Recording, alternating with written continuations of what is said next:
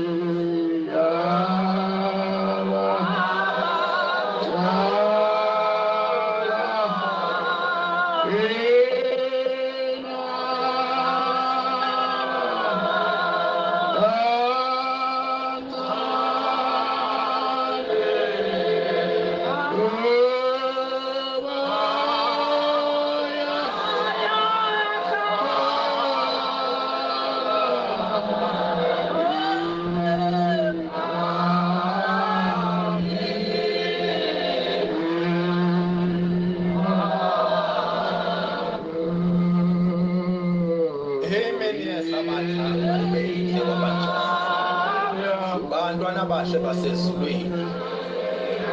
kule nyanga kaJanuwari njalo uma ifika lenyanga amaNazaretha ayahamba minyaka yonke ayenhlangakazi nakulo nyaka ke silenhlangakazi singamaNazaretha njengoba ngikhuluma nje ngalolu suku lwalenkonzo sisenhlangakazi ngokuyalelwa uNkulunkulu ukuthi njalo ngalenyanga siyoya entabeni engcwele yasenhlangakazi siyomdumisa khona. Into enkulu ke kakhulu ngalolu hambo lwasenhlangakazi njengoba luhanjwa ngeinyawo kungahanjwa ngeimoto kukhumbuza inyama yomuntu ukuthi la njengoba sila emhlabeni akulona ikhaya kusazofika isikhathi la umphefumulo uzohamba khona. Uma ke inyama yomuntu ihlukumezekile, ihluphekile, umphefumulo wakhe uyosondele kakhulu kuNkulunkulu. Umphefumulo womuntu ohluphekile awufani nomphefumulo womuntu obusayo. Uma umuntu ehluphekile uyecabanga ngoNkulunkulu kakhulu. Nalolu hambo ke inhloso yalo enkulu ukusikhumbuza thina amaNazaretha ukuthi singobani savelaphi usavela ekuhluphekeni wasihluphekela uShembe ukuze sibe khona. Ingakho ke sihamba ngeinyawo ukuze sikhumbuze inyama sikhumbuze umphefumulo ukhumbule umphefumulo wethu ukuthi akulona ikhaya leli itokodo nje ledlulayo kuzofika isikhathi la umphefumulo uzohamba khona uhlukane naleli itokodo. Ngoba uyakukhohlwa lokho umphefumulo mawuthokozile ubusukhohlwa ukuthi kambe usazohamba. Njengoba ke siye sihambeke kunzima noma libalele noma liyana noma liyaduma suke sikhumbuza umphefumulo ukuthi awukhumbule ukuthi akulona ikhaya lenyama. Inyama le into yasemhlabeni ezobola kodwa wona awukhumbule ukuthi usazohamba indlela ekhaya. Uma ke kushaya isikhathi sokuthi siye enhlangakazi uShembe uye waqoqa wonke amaNazaretha ebese wahola ewasa kule ntaba yasenhlangakazi ngoba uShembe wathunywa ukuthi aqoqe wonke umuntu owumAfrika amlethe kuNkulunkulu. Njalo ke uma kushaya ithuba uShembe uyawaqoqa amaNazaretha awase phambi kwaNkulunkulu enhlangakazi. Inhloso yalokho ukuthi uNkulunkulu asikhokhele ngomlomo kaShembe, asikhokhele asivuselele emthethweni wakhe ngoba uNkulunkulu uyakhuluma ngomlomo kaShembe. Into esuke ikhulunywa uShembe usuke eyithatha kuNkulunkulu. uShembe akakhulumi into ethandwa nguye. Ukhuluma into kaNkulunkulu, ukhuluma umthetho kaNkulunkulu. Lapha emthandazweni wesabatha uthi uShembe wabakhokhela entabeni yasenhlangakazi. Ukukhokhela ke ukukhumbuza umuntu ngomthetho. Umthetho awaziyo ukhumbuza umuntu ngento ayaziyo kodwa okungenzeka ukuthi usayilibele ngoba njengoba sisemhlabeni nokukhohlwa siyakhohlwa sigcina sesenza izinto okungafanele ngabe siyazenza. Kuningi esikwenzayo okungafanele ngabe siyakwenza ngenxa yokukhohlwa siyalibala. uShembe ke njalo uyasiqoqa ke asihambise kule ntaba siyokhokhelwa siyokhunjuzwa ngomthetho kaNkuluNkulu ngendlela yokuhamba komNazaretha ukuthi yini elindeleke kithi. Uthi uShembe, Nkosi makufika isikhathi sami sokuhamba laba bantu ngizobashiya nawe. Ngicela Nkosi ungisize ubenze laba bantu baye ngancane bafane namanzi bangahlukani laba bantu. Uma inkosi yamaNazaretha imsebela ngikhuluma ngale ndaba ngelinye ilanga.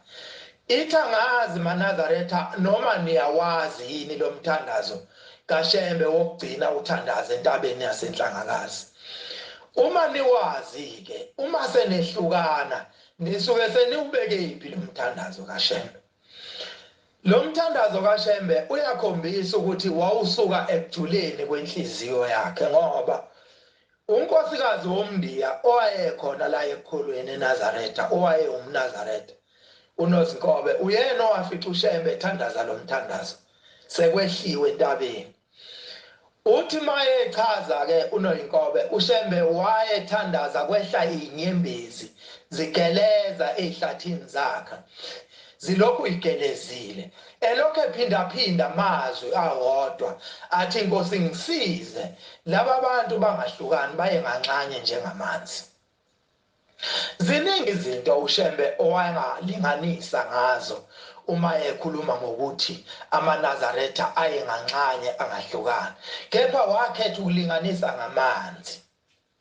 Yini uShembe akhethe ukulinganisa ngamanzi uma ekhuluma ngokungahlukani kwamaNazaretha? Ingoba uShembe umuntu wasezulwini. uShembe unamehlo omoya okubona, ubona nala kungaboni khona umuntu wenyama. Mhlawumbe ake siwabheka amanzi. Uma ubheka amanzi njengomfula nje uthukela osuka phezulu entabeni zokhahlamba. Lo mfula lo usuka phansi emthonjeni uqhuma phansi aphume lamanzi ayethi mephuma lamanzi ephume emahle kakhulu ecwebile ebese geleza lamanzi ehle njalo lamanzi abheke olwandle. Kodwa lamanzi engakafiki olwandle uma esuka lapha asuka khona la endleleni mningi imfula engenayo kulomfula owuthukela ngoba uthukela lo umfula othunyiwe ukulanda amanzi uqoqa amanzi phakathi kwesilungu noZulu luwaqoqe wonke lamanzi luwase ezulwini lamanzi olwandle.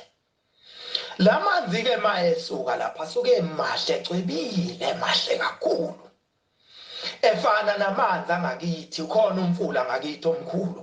obizwa ngokuthi ihalambu. Lo mfula wakhiwe imithombo emihle ecwebile esuke ehlathini enkandla. Le mithombo mayisuka ehlathini enkandla iyageleza iphophoze yehle le mithombo iziyihlangane ezansi bisiyakha lo mfula okuthiwa ihalambu. Unamanzi amahle kakhulu acwebile.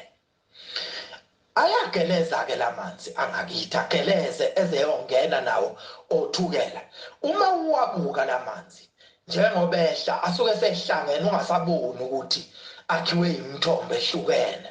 ebese geleza ke lamanzi ezeyongena othukela emahle kakhulu. Kodwa uma uyobuka emlonyeni wothukela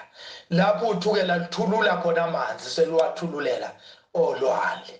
uyofica indaba enkulu uwafice lamanzi aliwa ufica ulwandle luwala lamanzi luthi cha ngeke ungene ngeke ningene lapho. Yini aliwelane lamanzi? Ingoba lamanzi mawuwabheka awasafani nangesikhathi esuka phezulu lapha asuke khona ecwebile. Asebovu lamanzi asengcolile kakhulu. manje ke la ulwandle ke bese luwala lutho okungcolile kungeni la manzi angcoliswe yini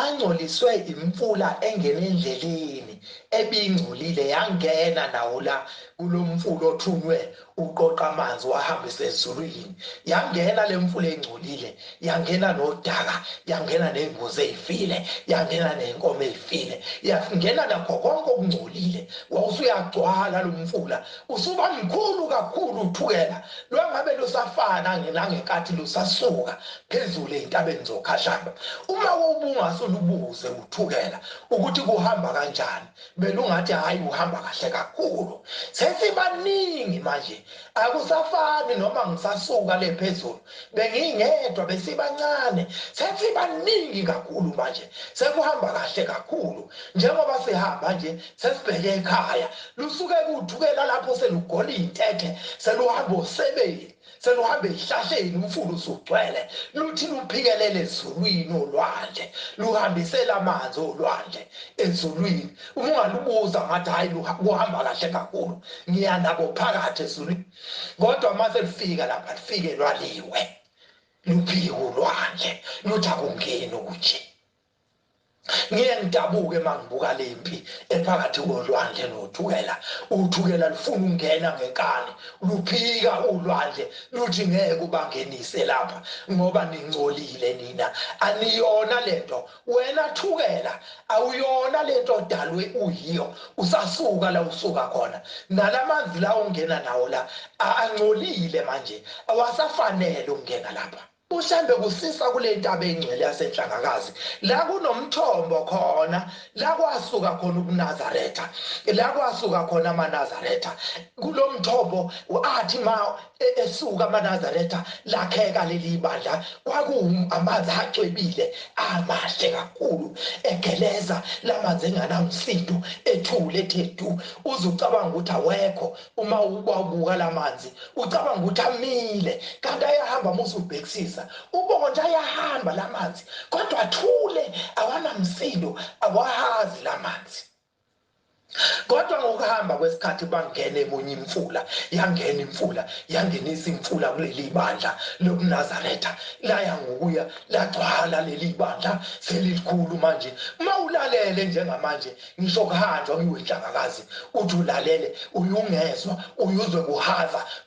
sokuthukela uma selugcwele kuhaza kuduma ihosha kuduma yonke indawo kanti ngesikhathi ubaba mkhulu esaliqala leli bandla lilincane wakuye kuzwakale kancane ngento ekhaliswa kwesigubhu ethi gqu kancane kungezwakala ukuthi yini leyo kanti uye enhlangakazi nabantu bakhe uyokhonza uNkulunkulu uyobakhokhela entabeni ezingcwele yasenhlangakazi uyobakhumbuza ukuthi basukaphi uyobakhumbuza ngomthetho kaNkulunkulu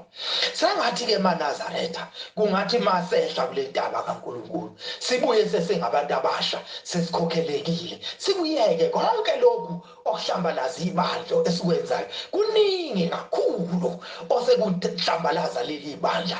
siyesibone nasenkundleni zokuxhumana seliliningi leli bandla aliliningi ngezinto ezinhle liningi ngezinto ezimbi umbuzo ke uthi lezi zinto zingena kanjani lapha zifakwe ubani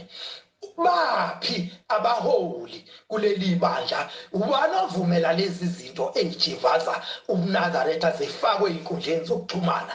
kuthule singabe sisezwa umuntu okhulumayo ukuthi lento ingene ngephutha noma lento ayilungile sibona zonke izinto ezingafanele othi mawuyibheka uma njengathi singabe okuzalwa kuleli bandla esingakwazi lokho kuye kufike inyembezi siyesizwe ubuhlungu ukuthi kodwa uma sekwenzeka into enje esingazange siyibone ekhuleni kwethu kubhekephi uma uthi uyalalela akekho okhuzayo akukhuzi umuntu kuthulekile akekho nobuzayo ukuthi kwenziwani nothethayo kuthule kusho ukuthi kuhamba kahle Wenziwa yini izinto ezifakwe inkundleni zokuxhumana kungabi khona lapha edlula khona zibukwe kuqala ukuthi zifanele yini ukuvela emhlabeni zifakwe phambi kwabantu ziboniswe izwe lonke yonke lempikiswano ngaba siyazi ukuba khulunywa einkundleni zokuxhumana yonke into eyenzekayo bayayithatha abantu beyifake einkundleni zokuxhumana yonke lento ifana nemfula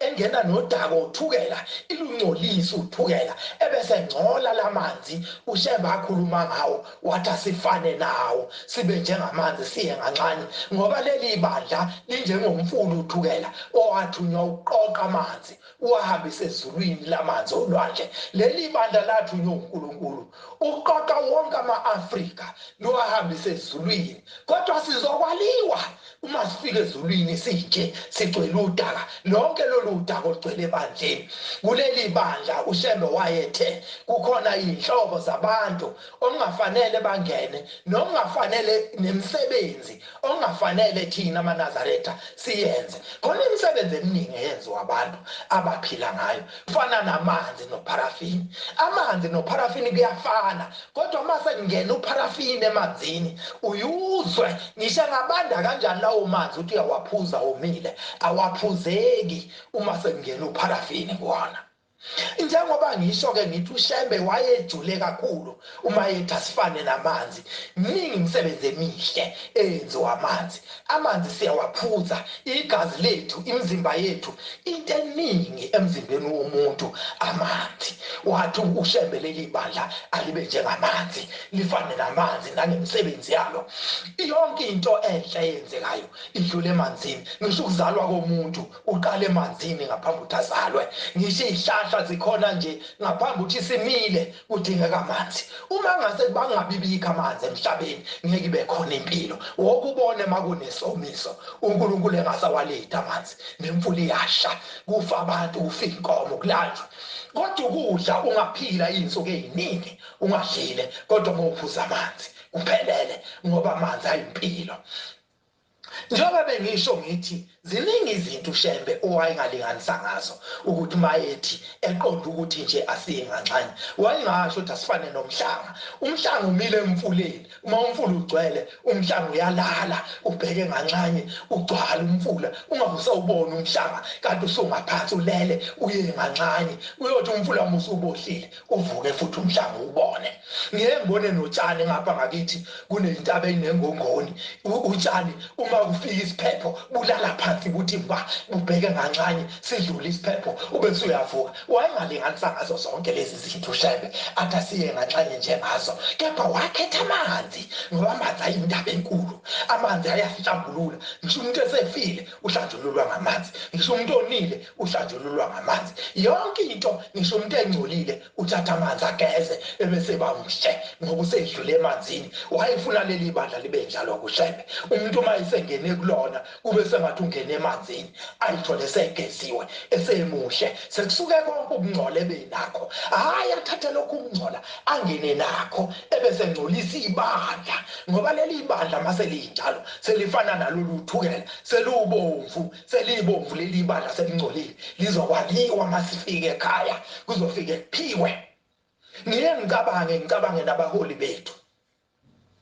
umholi waleli bandla uma inkosi yamaNazaretha imsebelanga ikhuluma ngomholi waleli bandla ithi njengoba silapha amaNazaretha sibhabhathiselwe izinto ezingafani uthi mina ngibhabhathiselwe ukunelusa ukuthi nenza khona yini uShembe wathi kwenzeni nenza khona yini uNkulunkulu wathi kwenzeni nina nibhabhathiselwe ukugcina umthetho kaNkulunkulu niwugcine njengoba uNkulunkulu esho ukuthi yenzani lokhu ningakwenzi lokhu nenze lokhu ningakwenzi lokhu uthi ke sonke uma sifike ekhaya sizobuzwa uthi nami ngiyofike ngibuzwe uma ngingakutsheli lokuyikho uma ngingasho ukuthi akulungile lokhu kulungile lokhu uthi ngiyofike ngibuzwe ukuthi kwathi ma abantu sebenza lokhu wathini wena ngoba wena wathunyelwa ukubaqondisa ngicabangeke ukuthi abaholi bethu uma senza izinto eziphambene singcolisa umsebenzi kaNkulunkulu kakhulu singcolisa umsebenzi kaShembe uma bethule bengasho lutho bayazi yini ukuthi khona la ozofika kubuzwe khona ukuthi wena njengomholi walaba bantu wathula wathini uma sebenza lokho wawuthi benzani wawuthi yikho yini lokho abakwenzayo wawujabulela inawe ngoba mawuthule kusho ukuthi nawe uyakuthanda ngoba phela usho lutho bantwana abahle basesizulwini lenyanga kaJanuwari yalokho inyanga yenkokhelo inkokhelo ukukhumbuza akuliwa nomuntu mekhokhelwa kepha ukhunjuzwa ngento ayaziyo aseyikhohliwe umuntu mekhokhela akadinwa kepha uyeyibuze abuke ukuthi ngisahamba ngakwini ngisenza khona yini uNkulunkulu wathi angikwenza uma umuntu umthanda uyamkhokhela awumhlebi awuhambi ukhuluma ngaye uyumbize uthi umntwana kaNkulunkulu uhlala la phansi ebese uyamkhokhela umtshela ukuthi lokhu nalokhu kulungile kepha lokhu akulungile umkhumbuze ukuthi umuntu kaNkulunkulu usuyeduka mawenza lokhu sengiyabonga abantwana abahle basesizulwini uNkulunkulu asikhumbule uma sisekulento abayakhe ingcwele sibuye seshintshile sesingabantu abasha inkosi kusisebenzile amen